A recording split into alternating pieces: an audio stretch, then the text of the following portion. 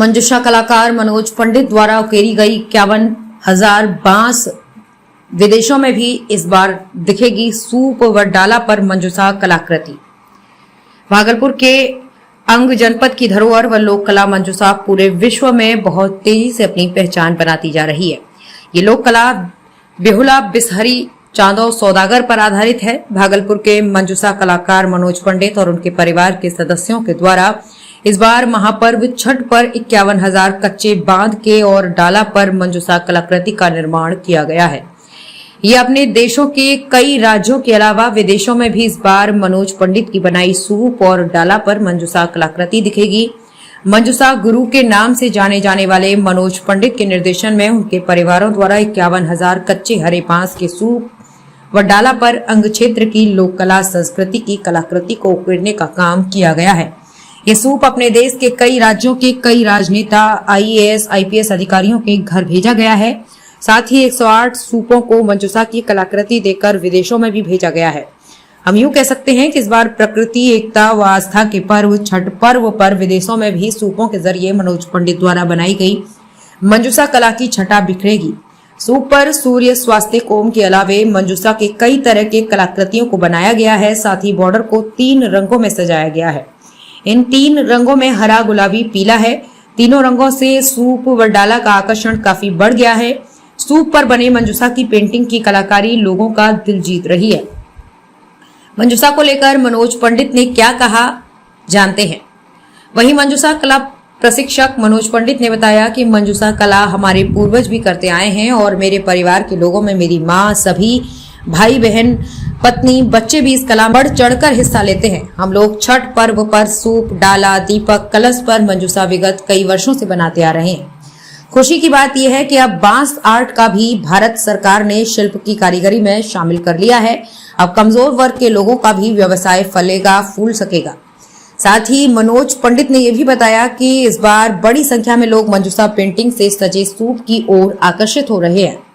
मंजूषा प्रशिक्षक मनोज पंडित को मिले हैं कई सम्मान।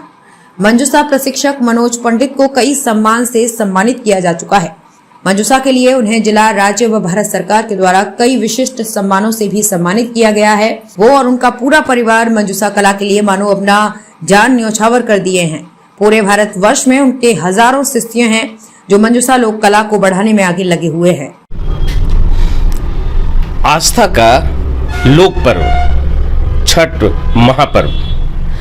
यह महापर्व में लोगों को प्रकृति से जोड़ने का यह पर्व काम करती है और इस पर्व में सभी समुदाय के लोग जुड़े हुए हैं और ये लोक मान्यता और आस्था का पर्व है जिसमें स्वच्छता पे काफ़ी ध्यान दिया जा रहा है। जिसमें आप देखेंगे बांस से बना हुआ सूप, यानी कि निम्न वर्ग के लोगों को भी और उच्च वर्ग के लोगों को सबको समाहित कर एक ऐसा समाज में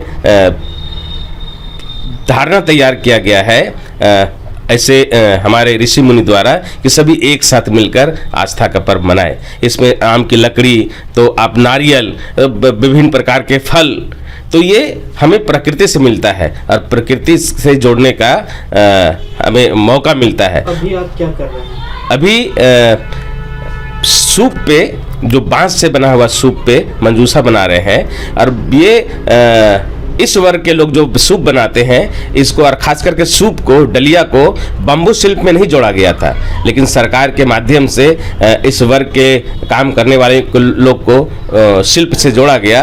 ये काफ़ी अच्छी पहल है और इसको ज़्यादा प्रसारित करने के लिए उनको और उद्योग से जोड़ने का प्रयास कर रहे हैं। सूप में मंजूषा वाले सूप का काफ़ी डिमांड है, इसलिए ये आस्था का पर्व है और हमारी कला, सभ्यता, संस्कृति तीनों मिल करके इस पर्व में मेरा प्रयास है कि मंजूषा कला, यहाँ की संस्कृति, सभ्यता और पर्व पे जोड़ करके इसकी प्रस्तुति की जानी चाहिए, जिससे कि हमारा समाज विकसित होगा। दीपावली में लाखों लाख दिए बनाए मंजूषा पर आधारित देश विदेश में गया।